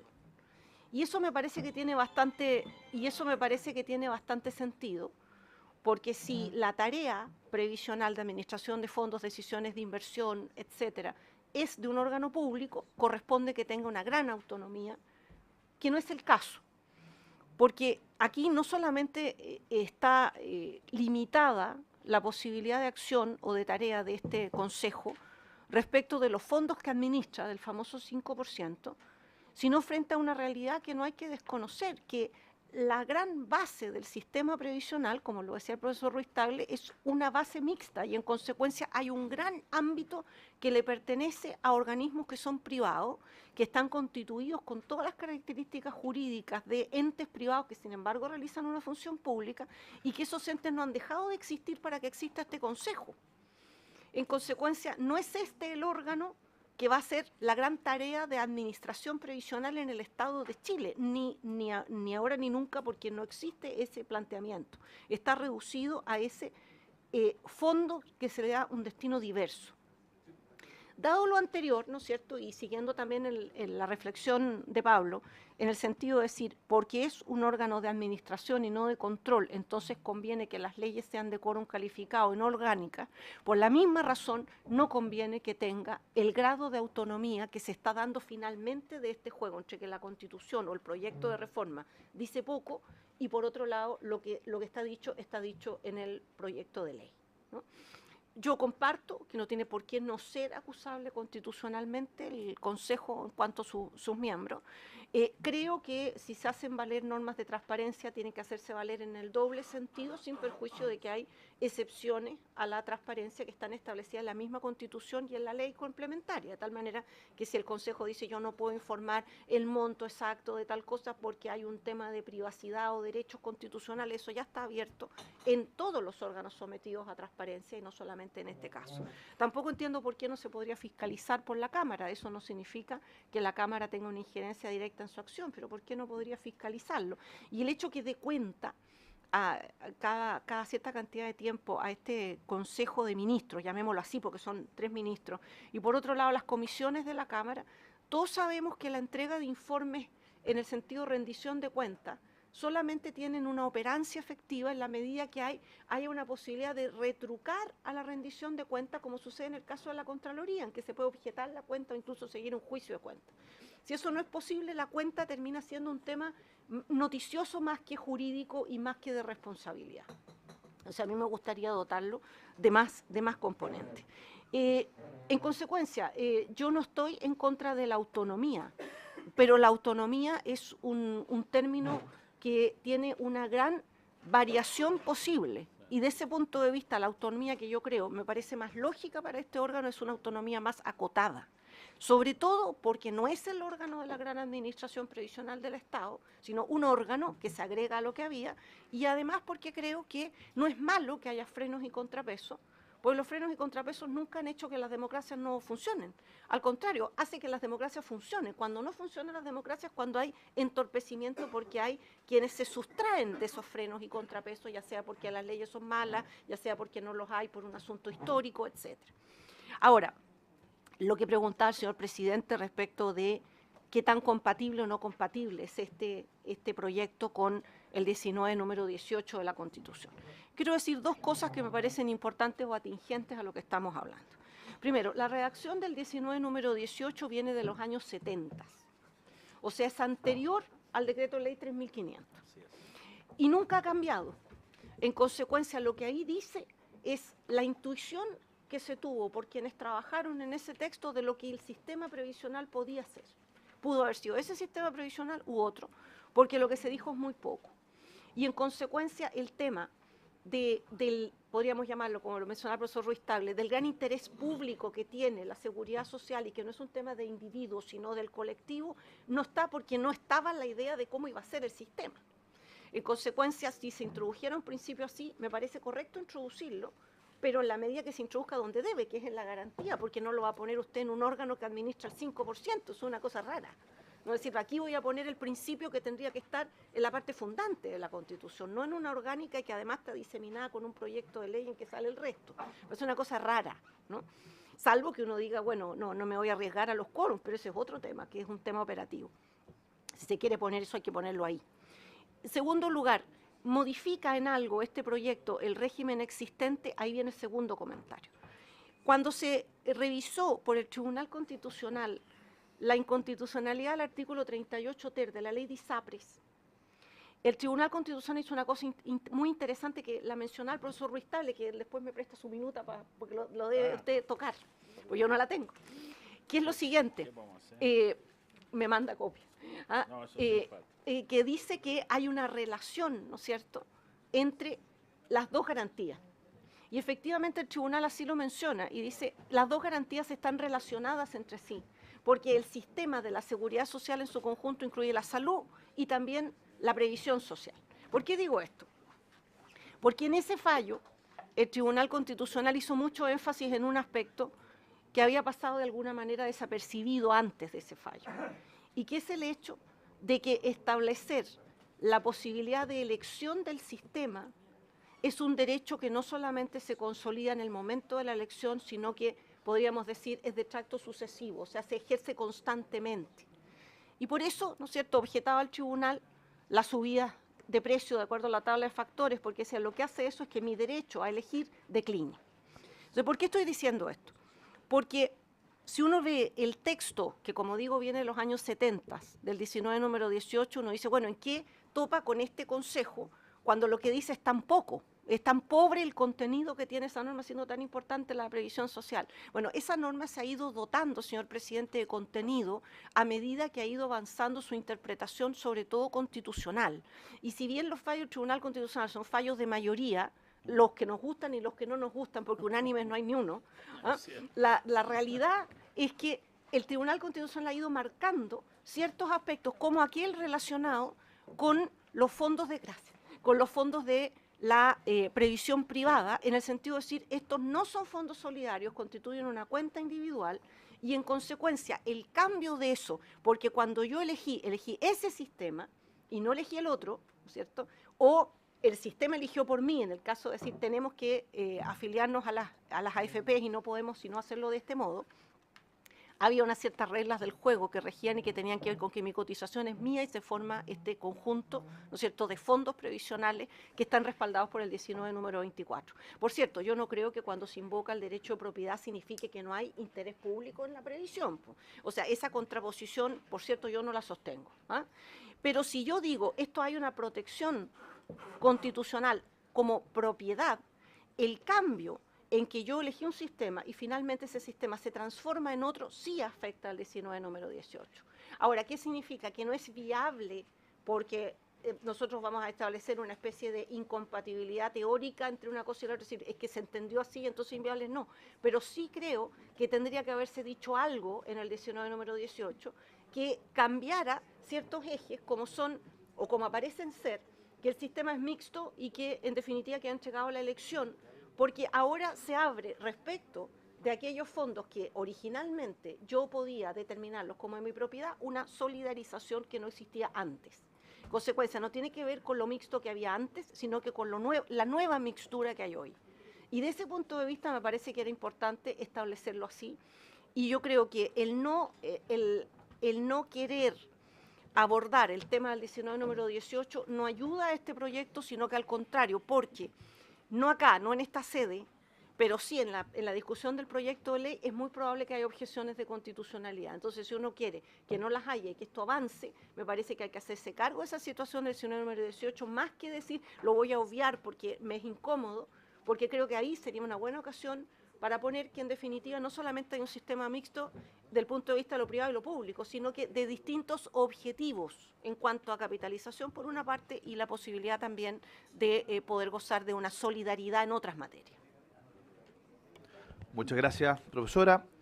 A continuación vamos a someter a votación general el proyecto de reforma constitucional. Sí, diputado Cornejo. Se va a votar en general y vamos a concordar un plazo para presentar indicaciones.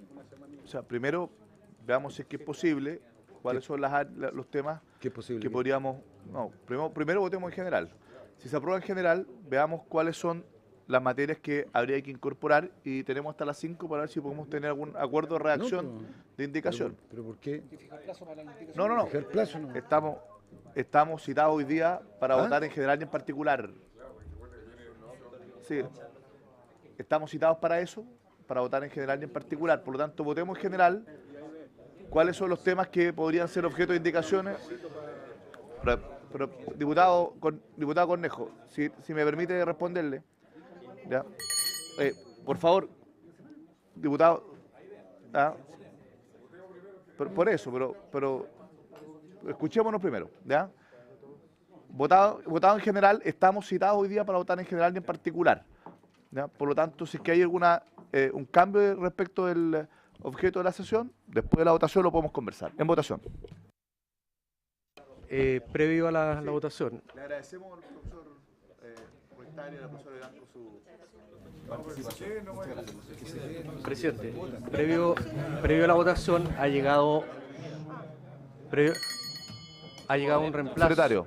Perdón. Señor secretario. Ha llegado un reemplazo del diputado señor Renzo Risotti por el diputado señor Iván Norambuena.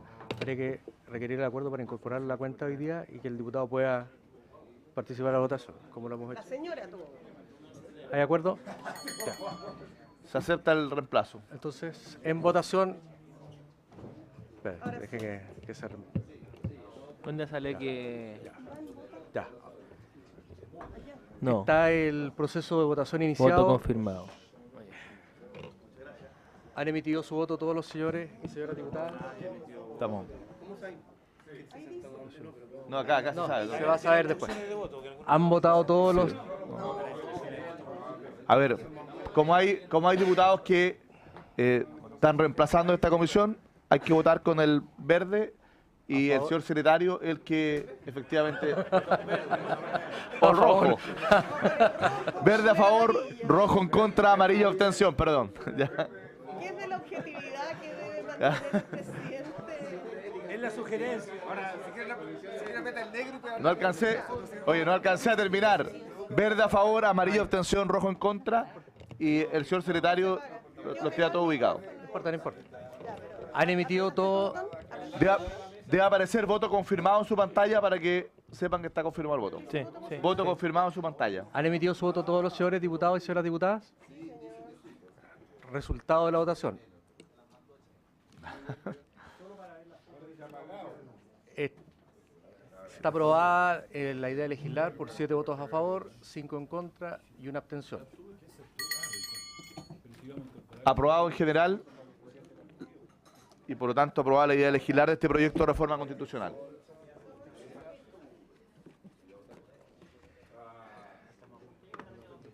Presidente. Perfecto. A ver, Yo los asigno. lo que corresponde ahora ¿Sí? es votar en particular, diputado Andrade.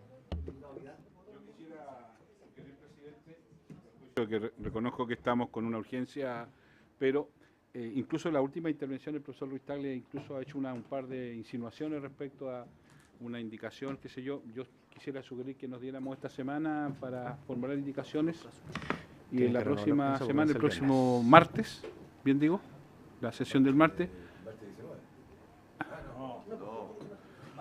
No sé cómo acá en la quinta región, pero en el país, el martes 12, pudiéramos hacernos cargo de las indicaciones que se presentaran antes, qué sé yo, y votarlas el martes y haciendo una semana de tiempo. No sé si incluso la indulgencia del gobierno en ese sentido creo que valdría la pena, sobre todo porque han sido bien interesantes las intervenciones. Sugiero. Sí.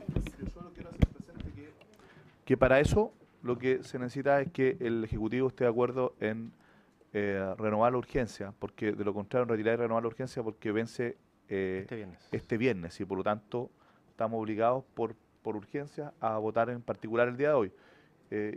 Yo no tengo ningún problema si es que el Ejecutivo está de acuerdo o si no, hacer el esfuerzo por tratar de buscar alguna redacción en la línea de lo que se ha planteado hoy día de hoy, votarlo hoy día o si no tendría que ser el próximo martes. Diputado Monquiver.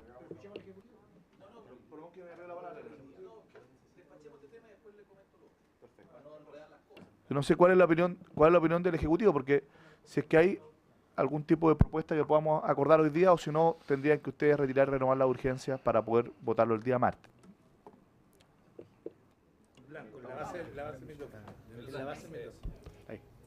Presidente, diputados, sin perjuicio de siempre la disposición del gobierno, tal cual como señaló el diputado Andrade, a las indulgencias de distinta naturaleza. Señalar que nos queda un tiempo, hay disposición para realizar, si es posible, digamos, los cambios e indicaciones en este minuto. Hay una propuesta de redacción que podríamos en el tiempo que quede, recogiendo de alguna manera lo que se hace manifestado por los profesores, habría disposición de hacer las modificaciones que correspondan. Perfecto. O sea, de partida hay una propuesta de redacción que hizo el profesor Ruiz Tagle, que está acá, que basta con que alguien la suscriba y se transforma en indicación, ¿no es cierto? Está presentada. Pero además hay una propuesta que dice relación con, que lo hemos conversado con el Ejecutivo, que dice relación con la incorporación. Aquí está, ¿esta es la última? No está con no. Que la incorporación del titular en la Constitución, que sería la siguiente. Sí, por supuesto. Un efecto de orden. ¿Qué vamos a hacer ahora? ¿Vamos a presentar indicaciones? ¿Vamos a discutir las que se le ocurrió? ¿Qué vamos a hacer? Le voy a repetir, diputado Cornejo, como hoy día, de acuerdo a los plazos de la urgencia, tenemos que votar en general, ya lo votamos, y en particular, ese es el plazo que tenemos hoy día. La ministra lo que nos ha dicho es que hagamos el esfuerzo por tratar de revisar una propuesta de indicación para poder votar hoy, buscando ese acuerdo. Distinto. Si es que de lo contrario, si es que no hay acuerdo y se necesita más plazo, hay disposición para las indulgencias y tratar de ver cómo se renueva la indicación para votar el próximo martes. Pero lo que nos ha planteado la ministra es que hagamos el esfuerzo de tratar de alcanzar, de concordar una indicación el día de hoy. Diputado Monquiver. Oiga, espera, que el diputado Monquiver tiene la palabra. Usted tiene claro el procedimiento, me parece bien. Si el tema es distinto, el quórum, porque aquí se ha planteado una cuestión de quórum respecto de los invitados, y yo me gustaría saber si existe una opinión de la Secretaría, que finalmente es el que resuelve los quórums, y suya en esta materia, porque aquí hay opiniones diversas, 2/3, 3/5, eso, para no llegar a la sala haciendo el loco.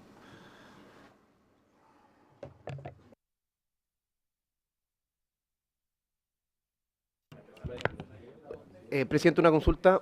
Tengo entendido que hoy día está citado para votar. Entonces mi consulta es si es que el Ejecutivo le renovaría la urgencia y un poco seguir la propuesta del diputado Andrade, tendríamos que tener la unanimidad para eso, ¿o no? Para aplazar. No, porque si hoy día estaban citados para votar, mi consulta es, ¿no votar hoy día no necesita unanimidad? Sí, claro, se requiere la unanimidad, pero la idea es tratar de poder buscar acuerdo en la comisión, no tratar de aplicar estrictamente el reglamento, ¿ya? Exactamente.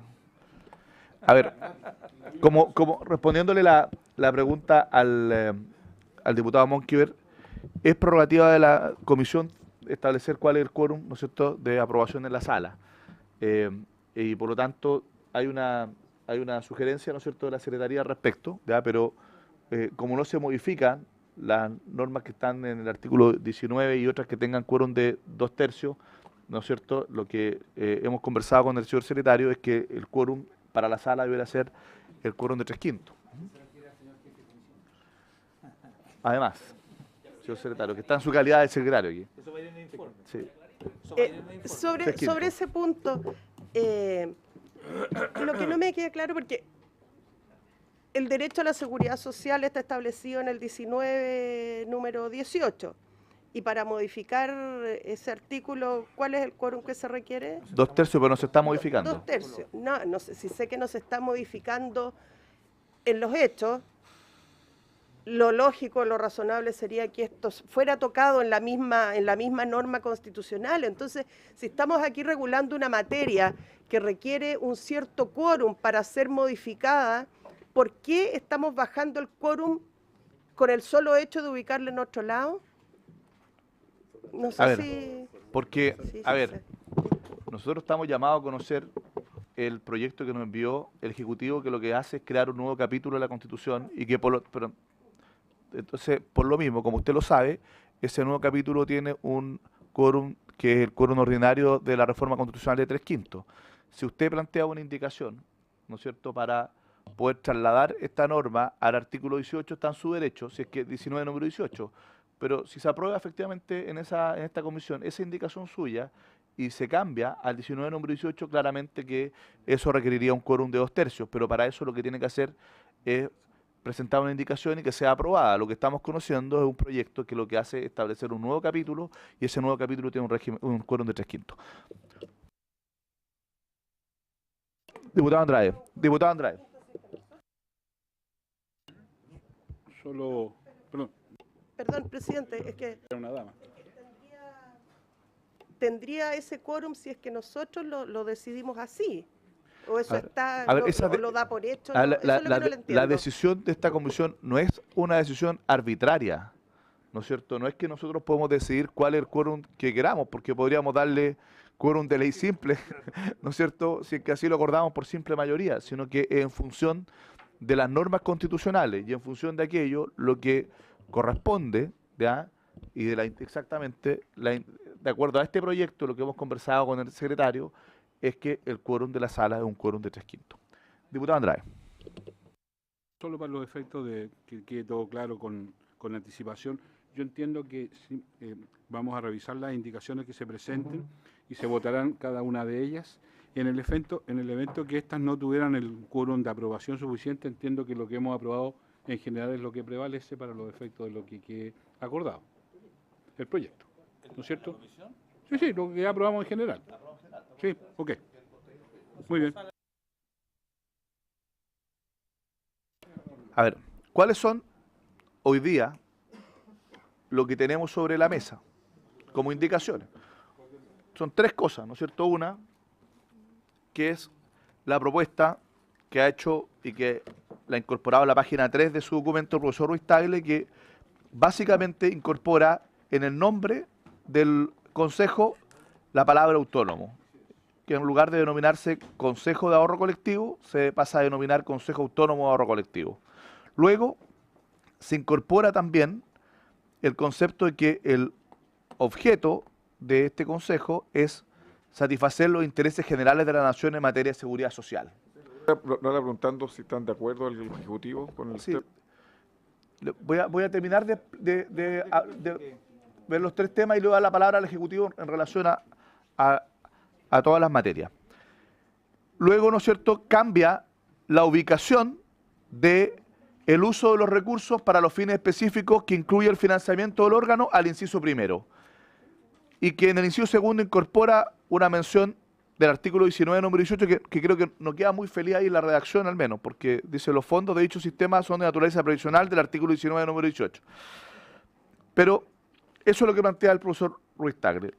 Lo segundo que se ha planteado es la posibilidad de que los miembros de este Consejo de Ahorro Colectivo sean acusables constitucionalmente. Ahí no hay una indicación, pero tendría que hacerse una indicación al artículo 52, ¿no es cierto?, de la Constitución Política, donde se establece quiénes son acusables constitucionalmente.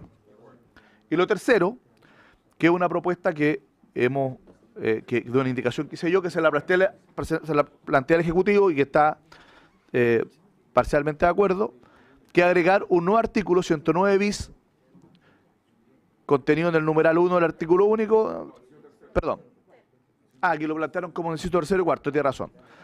La dirección superior del Consejo estará a cargo del Comité Directivo, al cual le corresponderá ejercer las atribuciones y funciones que le encomiende la ley. Los consejeros podrán ser removidos por la Corte Suprema a requerimiento del Presidente de la República, de la mayoría simple del Comité Directivo, o, y aquí tenemos una diferencia, nosotros hemos planteado, al igual que en los casos del Consejo Directivo del CERVEL, 1/3 de los diputados en ejercicio.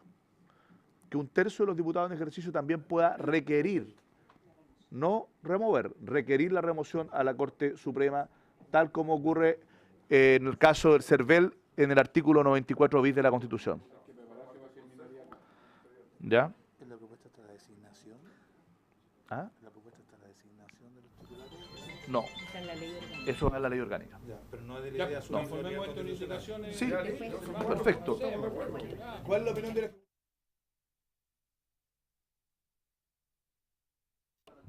En relación a lo que usted ha señalado, absolutamente, y con la observación respecto a la remoción por parte de una facultad concedida a la Cámara de Diputados, es favorable. Bueno.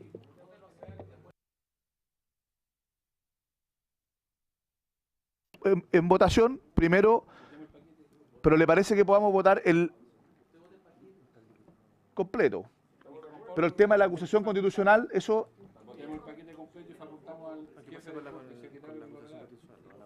A ver,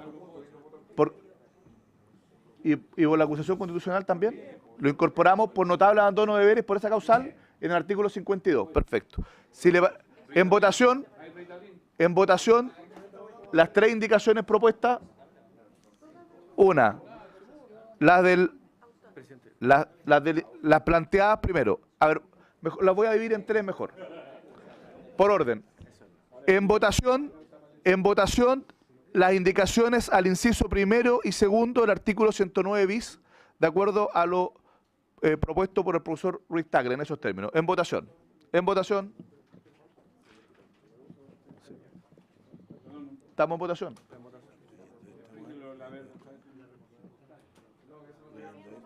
Oye, esta altera el curo, ¿no? Los fondos de dicho sistema son de naturaleza previsional. No, está bien, déjame, está bien. Hace una revisión, sí. En votación. No, sí, Han emitido su voto todos los señores. Ya. Resultado de la votación.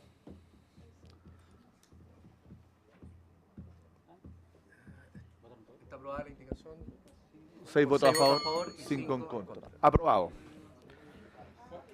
El diputado Ya. Rincón no está y el diputado Cornejo. Si le parece, con la misma votación, la que yo le di lectura en relación a la remoción, ¿le parece a la comisión? Si le parece a la comisión, con la misma votación. El régimen de responsabilidad. ¿Le parece a la comisión? Yo confío en... Pero ¿cómo se compatibiliza la remoción con la procedura constitucional? Por eso vamos por el tema de la remoción, estamos viendo la remoción. Después vamos al de la acusación constitucional. ¿Estamos votando el segundo? Estamos votando el segundo. La remoción. La misma votación. La remoción. ¿Lo aprobamos por la misma votación? Sí, está claro, sí. Entonces, ahora el tema de la acusación constitucional.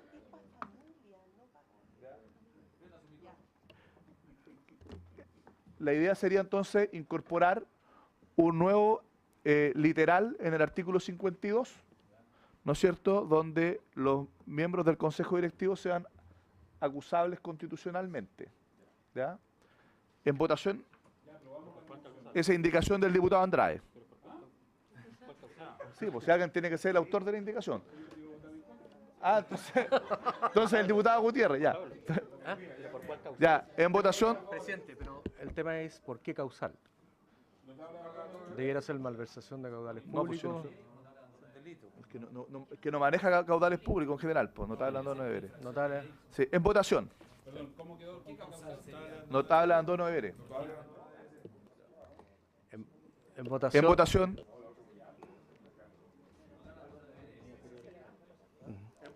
¿Han emitido su voto todos los señores y señoras diputadas? ¿Han emitido su voto? Resultado de la votación.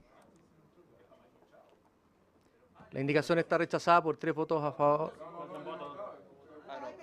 Repítala entonces. Se repite la votación porque, a ver, se repite la votación. Ya. Sí, pues eso es lo que propone. Sí. No, es que cuando falla el sistema aquí, porque no se preocupe. No venga a cambiar las normas de nuestra comisión acá. ¿Ya? ¿Han emitido su voto todos? En votación, diputado Gutiérrez. ¿Emitió su voto? ¿Ya han emitido su voto todos los señores y señoras diputadas? Cuidado, ¿han emitido su voto todos? Resultado de la votación. Ya. Está rechazada por 4 votos a favor, 6 en contra y 1 abstención. Sí, porque si tienes causal de remoción por acá no tenéis causal constitucional. Rechazada. Diputado informante.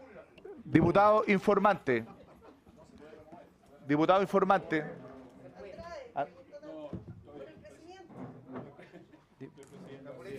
Andrade. Oye, del diputado Soto, propongo al diputado Soto como diputado informante. ¿Le parece? Habiéndose cumplido, despachado el proyecto, habiéndose cumplido con el objeto de la sesión, se levanta.